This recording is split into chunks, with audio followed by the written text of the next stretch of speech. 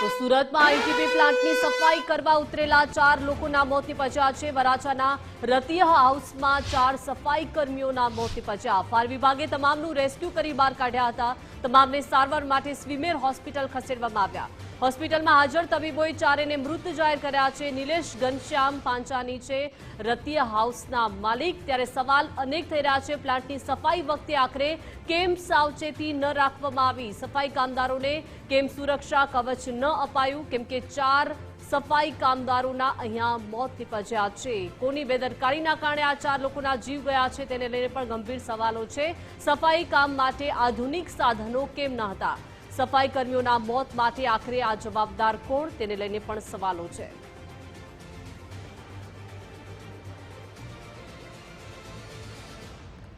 તો સુરતમાં આઈટીબી પ્લાન્ટની આ સફાઈ માટે 4 જેટલા સફાઈ કામદારો ઉતર્યા હતા। વરાછાના રતિય હાઉસમાં આ સાફ સફાઈ કરવા માટે 4 કામદારો ઉતર્યા હતા। ગુંગળામણના કારણે તેમના મોત નિપજ્યા છે। ફાયર વિભાગે તમામનું રેસ્ક્યુ કરીને બહાર કાઢ્યા છે। નિલેશ ઘનશ્યામ પાંચાની આ રતિય હાઉસના માલિક છે।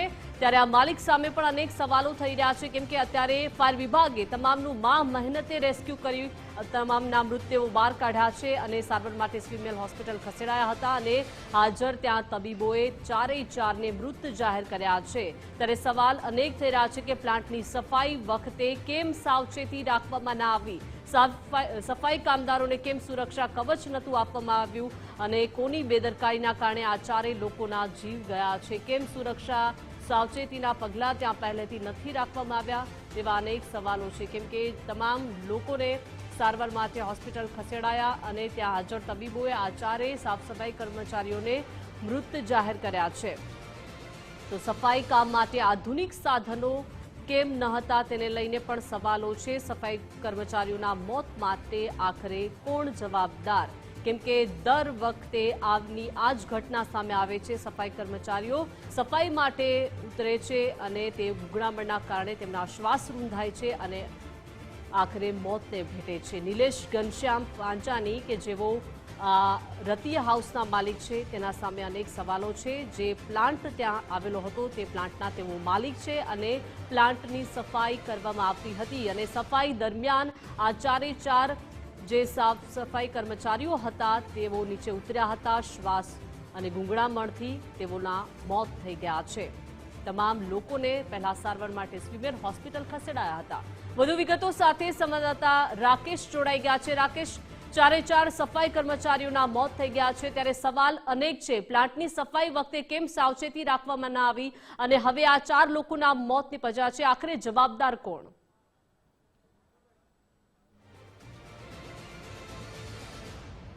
બિલકુલ જવાબદાર તો કંપનીના કરતા હરતા હોય કે પછી જે તે મેનેજરની જ આ સંપૂર્ણ જવાબદારી બનતી હોય છે કે જ્યારે કોઈક વ્યક્તિને આ પ્રમાણે ઈટીપી પ્લાન્ટની અંદર સાફ સફાઈ માટે ઉતારવામાં આવે તો તેમની સુરક્ષા અને સલામતીને પણ ધ્યાનમાં લેવી જોઈએ। પરંતુ આ બાબતોનું અહીં ક્યાંય પણ છે તે ધ્યાન આપવામાં આવ્યું નથી અને તમામ નિયમોનું ઉલ્લંઘન કરવામાં આવ્યું છે, જેના પરિણામે જે 4 જેટલા વ્યક્તિઓ મોતે ભેટ્યા છે। હાલ આપણે જ્યાં ઊભા છે સુરત સ્વીમેર હોસ્પિટલ ખાતે કે જ્યાં 4 વ્યક્તિઓ જે મોતે ભેટ્યા છે તેઓના મૃતદેહને સુરત સ્વીમેર હોસ્પિટલ ખાતે લાવવામાં આવ્યા છે અને હાલ પોસ્ટમોર્ટમની જે પ્રક્રિયા છે તે ચાલી રહી છે।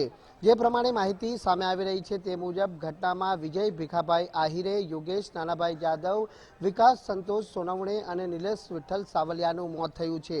આપણે જણાવી દઈએ કે વિજય ભીખાભાઈ આહિરે, યોગેશ નાનાભાઈ જાદવ અને વિકાસ સંતોષ સોનવણે એ અલગ ફેક્ટરીની અંદર એટલે કે જ્વેલરી મેન્યુફેક્ચરિંગ આવેલું છે તે અલગ ફેક્ટરીની અંદર કામ કરે છે અને જે નિલેશ વિઠ્ઠલ સાવલિયા છે તે નિલેશ વિઠ્ઠલ સાવલિયા આ 3 વ્યક્તિઓને એક ફેક્ટરીમાંથી બીજી એટલે કે રતિ હાઉસની અંદર આવેલા ઈટીપી પ્લાન્ટની અંદર સાફ સફાઈ માટે લઈ ગયો હતો, જ્યાં કોઈ પણ સુરક્ષા અને પ્રિકોશન વિના જ આ 3 વ્યક્તિઓ પાસે છે તે ઈટીપી પ્લાન્ટની સાફ સફાઈ કરાવવામાં આવી રહી હતી અને તે દરમિયાન છે તે આ ઘટના બની હતી। ગેસ ગુંગળામણ થતાં 3 છે તે બેભાન થઈ પડ્યા હતા અને તેની સાથે નિલેશ વિઠ્ઠલ સાવલિયાને પણ ગેસ ગુંગળામણની અસર થતાં તે બેભાન થઈ ઢળી પડ્યો હતો। જોકે 4 વ્યક્તિઓને જ્યારે હોસ્પિટલ ખાતે ખસેડાયા ત્યાં ફરજ પરના હાજર તબીબોએ આ 4 વ્યક્તિને મૃત જાહેર કર્યા હતા। ત્યારે હાલ મૃતકોના જે સ્વજનો છે તે હાલ સુરત મેમોરિયલ હોસ્પિટલ ખાતે મોટી સંખ્યામાં આવી પહોંચ્યા છે અને હાલ ન્યાયની માંગ કરવામાં આવી છે. એક જ વાત પરિવારજનો કરી રહ્યા છે કે તેઓને ન્યાય અને ન્યાય જોઈએ. કંપનીના જે માલિક છે ઘનશ્યામ પાંચાણી તે હાલ સુરતની બહાર હોવાની હાલ જાણકારી પોલીસને આપવામાં આવી છે, જેથી પોલીસે કંપનીના મેનેજર અને જે ઓનર છે તેમના ભત્રીજાનો સંપર્ક કરી રહી છે અને આ કંપનીની અંદર જે આ ઘટના બની છે એ ઘટના માટે કોણ જવાબદાર છે તેની હવે જવાબદારી છે તે નક્કી કરવામાં આવશે. એફએસએલની ટીમ પણ હાલ છે તે ઘટના સ્થળે આવી પહોંચી છે અને એફએસએલની ટીમ દ્વારા જરૂરી સેમ્પલો પણ લેવામાં આવી રહ્યા છે. તદુપરાંત જે ઈટીપી પ્લાન્ટ નજીક લાગેલા સીસીટીવી ફૂટેજની પણ ઝીણવટભરી રીતે તપાસ કરવામાં આવી રહી છે.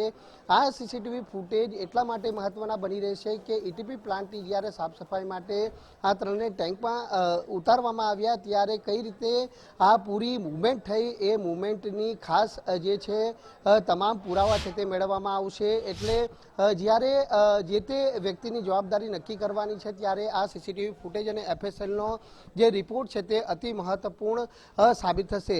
ગુજરાત સરકારના જે લેબર લોના જે કાયદા છે એ કાયદા અને નિયમોનું અહીં કઈ રીતે ઉલ્લંઘન થયું છે તે બાબતો પણ છે તે તપાસવામાં આવશે. એટલે એફએસએલ અને સીસીટીવી ફૂટેજની અંતિમ તપાસ બાદ છે તે જે કસૂરવાર હશે તેની સામે કાયદેસરની કાર્યવાહી કરવા માટેની તજવીજ છે તે હાલ પોલીસ તરફથી હાથ ધરવામાં આવી છે.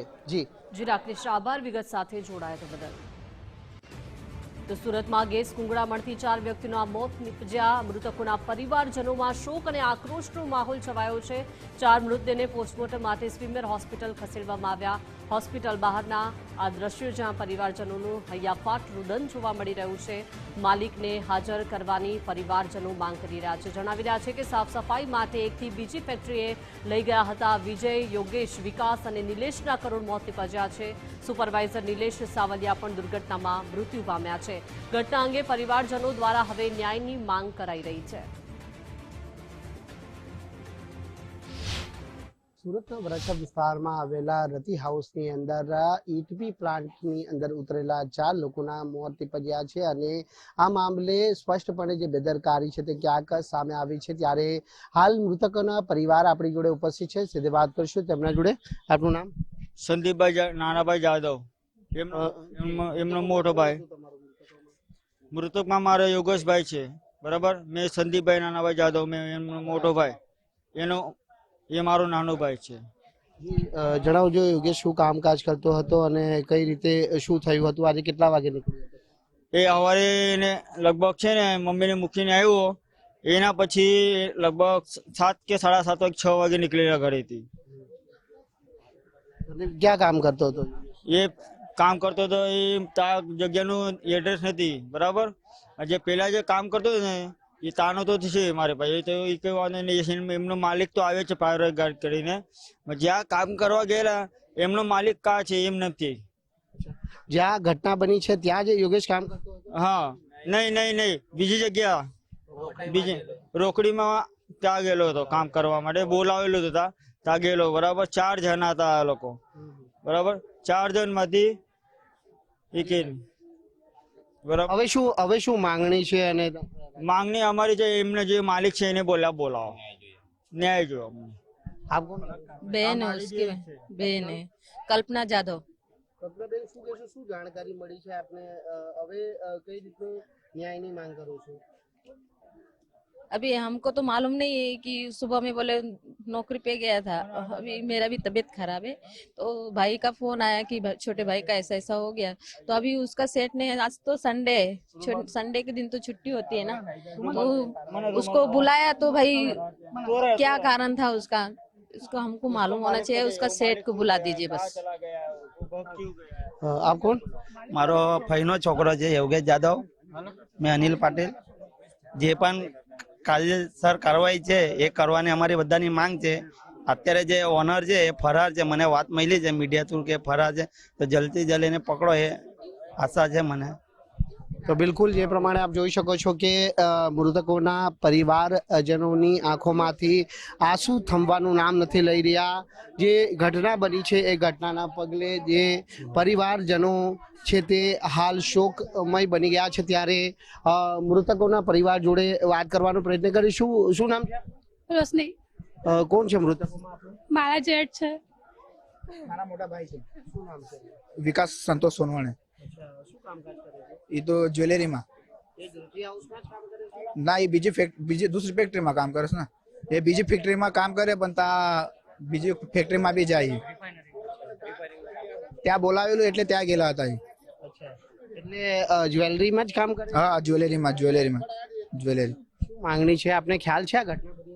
એ કોઈ ખ્યાલ મને નથી. મેં બી ઓફિસ જ હતો, પણ મને ઇન્સાફ જોઈએ છે. એ ગમે તે કરો, એ ગમે તે કલેક્ટર હોય કોઈ બી હોય, મને ખાલી ઇન્સાફ જોઈએ છે. ફેક્ટરી માલિક જોડે વાત થઈ છે? ના, મારી તો વાત નથી થઈ હજુ. ફોન નથી ઉપાડતો. આપની માંગણી લાગણી શું છે હવે આ ઘટના મને બની? ઇન્સાફ જોઈએ છે, બીજું કઈ નહીં. હજારો વર્કરો ત્યાં કંપનીમાં જોબ કરે. એક નથી, ચાર છોકરાઓ મરેલા છે. એક તો મારો ફોઈનો છોકરો છે એમાં, અને એક મારા મોટા ભાઈ છે. આજે મૃતકોમાં આપનું કોણ સ્વજન છે? મૃતકોમાં આપનું કોણ છે? એ મારા મોટા ભાઈ છે, વિકાસ સંતોષ સોનવાણે, અને વિજય ભીખા આયરે, એ મારા ફોઈના છોકરા છે.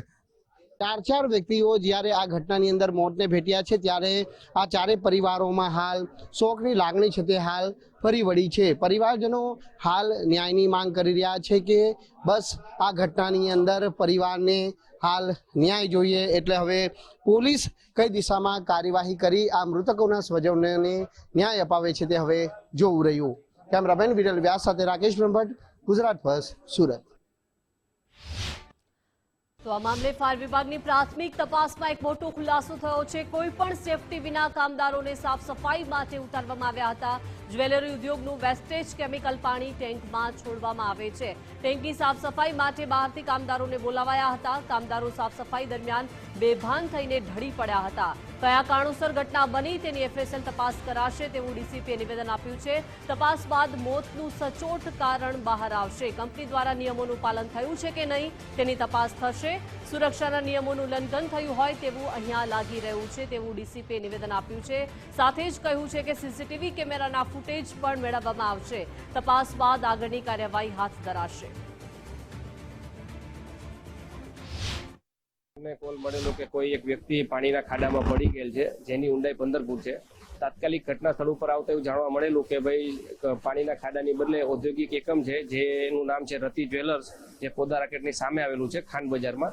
તપાસ કરતા એવું જાણવા મળે કે એકની બદલે 4 વ્યક્તિ જે રતિ જ્વેલર્સની અંદર જ્વેલર્સનું કામ ચાલતું હોય, તો જે પાણી એનું જે વેસ્ટ મટીરિયલ હોય એના જે એ લોકોએ નીચેની સાઈડમાં ટેન્ક બનાવેલા, એની અંદર એકની બદલે 4 વ્યક્તિઓ પડી ગયેલા હતા. તાત્કાલિક જ ફાયર વિભાગ તરફથી પીપીઝ અમારા વિભાગથી પહેરીના કર્મચારીઓએ એ 4 વ્યક્તિઓને બહાર કાઢેલા, અને હાલમાં એ લોકોને સ્વીમેર હોસ્પિટલ ખાતે અમે રવાના કરી દીધેલા હતા. અને આજુબાજુ તપાસ કરતા પણ જે પણ કોન્ટ્રાક્ટરના માણસો અથવા જે પણ સુપરવાઇઝર હશે એને કોઈ પીપીસ પહેરેલું એવું હાલ કોઈ જણાયું નથી અમને. તે હાલમાં પ્રાથમિક લાગે છે. બાકી જે વિષય છે તપાસનો જે તે ડિપાર્ટમેન્ટના વિભાગ તરફથી કરવામાં આવશે. इसमें प्रिलिमिनरी हमें ये पता चला है कि इसमें जो गैस के कारण या फिर किसी चीज के कारण कुछ पॉइजनिंग हुआ है, लेकिन एफएसएल रिपोर्ट के बाद ही हम इसमें कंफर्म कर पाएंगे कि पॉइजनिंग किसके कारण से हुआ है. जो सेफ्टी प्रोटोकॉल से पहले हमें ये देखना पड़ेगा इसमें क्या सेफ्टी प्रोटोकॉल्स हैं. गवर्नमेंट जो रिलेवेंट एजेंसीज हैं वो हमें बताएंगी कि इसमें सेफ्टी में कौन सा मास्क या फिर कौन सा सिलेंडर यूज करके सफाई करनी चाहिए थी. लेकिन अभी प्रिलिमिनरी जो हमें पता चला है कि कोई भी सेफ्टी प्रोटोकॉल्स को फॉलो नहीं किया गया था. जो भी इसमें हम सीसीटीवी फुटेजेस जो है यहाँ पे उसे हम टैली करेंगे, और पहले की भी जो सफाई हुई है उसमें भी टैली करेंगे, और इसमें हम फिर डिसाइड करेंगे कि इसमें गंभीर बेदरकारी जो एज ए कंपनी की तरफ से है तो उस पर रिलेवेंट एक्शन लिया जाएगा. कंपनी से जुड़े हुए नहीं थे, ये 3 लेबर थे जिनको लाया गया था, और जो एक चौथा था वो कंपनी का सुपरवाइजर था.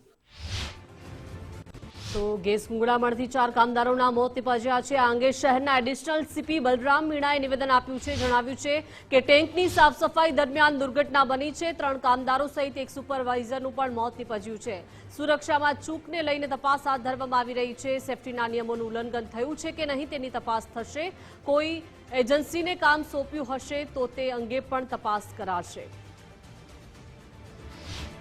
टैंक्स बने हुए हैं, उस टैंक की सफाई करने के दरमियान एक दुर्घटना घटी है. उस दुर्घटना में 3 सफाई कर्मी और एक जो उस वहाँ का सुपरविजन करता था, ऐसा सुपरवाइजर है, उनकी दुखद मृत्यु हुई है. मालिक जो हैं वो कहीं बाहर गए हैं, सिटी से बाहर हैं। हम लोगों ने सबको सूचना दे दी उनके स्टाफ को, और उनके मालिक को बुला के उनकी भी पूछपरछ की जाएगी। उन्होंने किसी एजेंसी को सबलेट किया था, अगर कोई साफ सफाई करने का काम, वो कोई लीगल एग्रीमेंट हुआ था या नहीं हुआ था, जिसके साथ अगर कोई एग्रीमेंट हुआ था तो एग्रीमेंट करने वाली कंपनी कॉम्पिटेंट है या नहीं है, इन सब चीज़ों की अब डिटेल्ड एनालिसिस होगी। તો મેયર માયા માવાણીએ ઘટના સ્થળની મુલાકાત લીધી છે। ઘટના અંગે અધિકારીઓ પાસે મેયરે તાગ મેળવ્યો। ફાયર વિભાગ અને પોલીસ પાસે વિગતો મેળવવામાં આવી છે। દોષિતો સામે કડક કાર્યવાહી કરવા સૂચના આપવામાં આવી છે। તંત્ર દ્વારા આકરા પગલાં લેવા માટે સૂચના અપાઈ। તો જે સ્થળે ગેસ ગુંગળામણથી 4 કામદારોના મોત નિપજ્યા તે ઘટના સ્થળની મુલાકાત મેયર માયા માવાણીએ લીધી છે અને ઘટના અંગે અધિકારીઓ પાસે તાગ મેળવ્યો છે। ફાયર વિભાગ અને સાથે સાથે પોલીસ પાસેથી વિગતો મેળવવામાં આવી છે અને દોષિતો સામે કડક કાર્યવાહી કરવા માટે સૂચના અપાઈ।